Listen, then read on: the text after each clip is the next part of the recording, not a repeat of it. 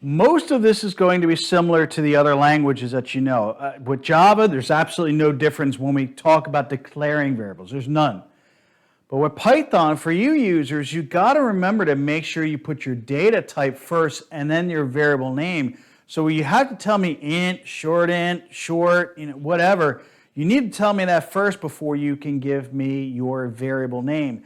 Your variable name really is similar to what you hopefully would have had in your Python or Java class, where it really, number one, give it some meaning. Don't do the A, B, and C I just showed you, okay? Don't do that.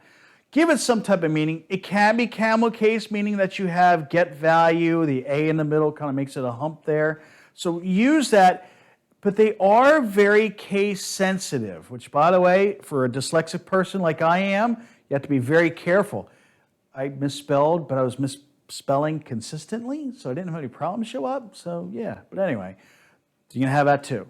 No spaces. I think that's similar to the other languages in Python and Java as well. So just a heads up that when you're declaring a variable, it needs to have the data type in front of it. The naming is usually pretty simple and similar to what you've had before. Let's move on to variables.